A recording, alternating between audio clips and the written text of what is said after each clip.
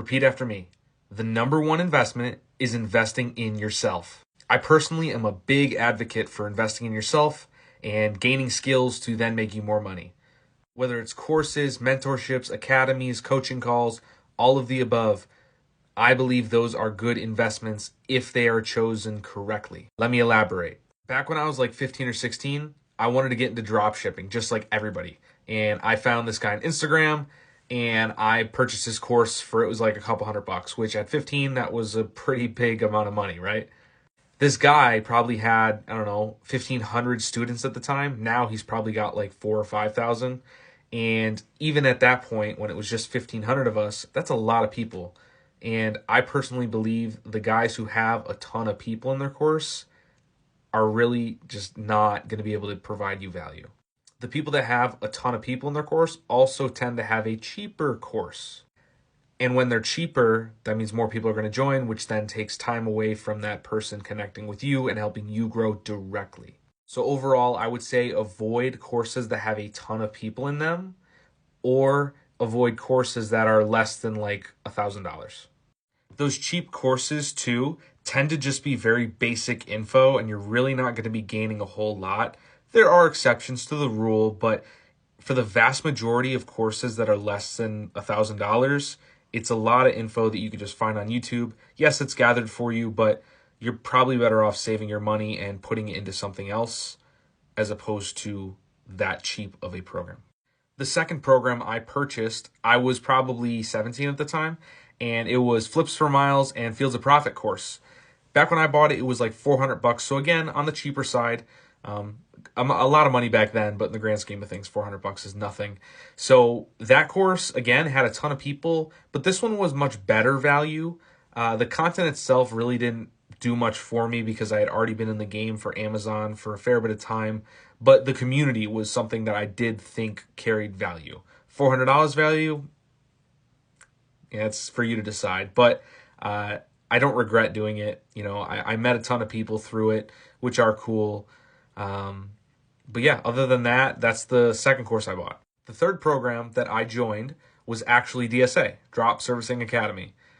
I joined back in November, and it's John and Mark and now Parker's program. It's to help you start drop servicing, in my case specifically cleaning. And I paid $2,600 for that course. And it's since gone up in price, which I believe this one is the most valuable course that I've ever been a part of.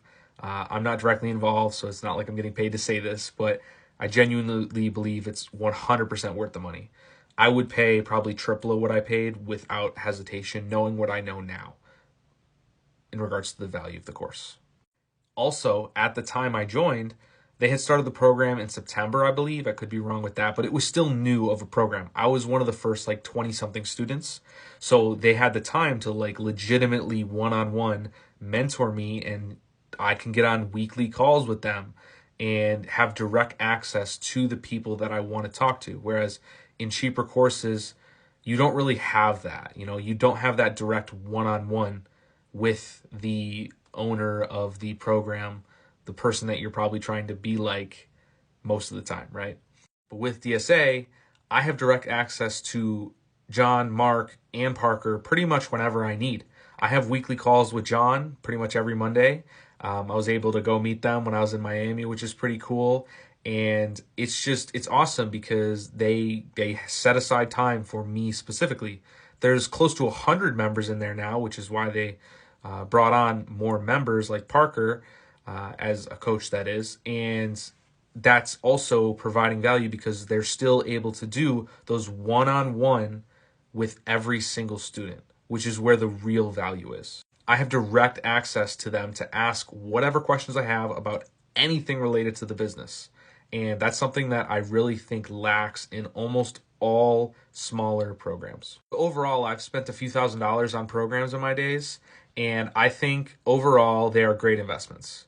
Yes, the smaller ones, the ones that cost a couple $100, aren't the best, but overall, I think 99% of them will provide you value in some way. For example, those cheaper courses, I may not have been able to find success with dropshipping. I failed miserably, but I learned about the process and I met some cool people, and I learned about it, really. Like, I learned how to drop ship. I learned that business model. I learned some ins and outs. I learned marketing. I learned Facebook ads. I learned all that, which, yes, again, I could have learned on places like YouTube for free, but having it all gathered in one spot is helpful for most people. So, overall, as someone who has found some success at a young age, I believe investing in yourself is the number one investment that anybody can make, especially if you're young. Maybe you're a teenager, maybe you're in your young 20s. You could be older too, but specifically people who are around that college age, maybe high school as well. I think it's the number one just because you've maybe a limited budget. Investing into something like real estate isn't really obtainable just yet for most of us, but investing in yourself to then gain skills is really something everybody should do.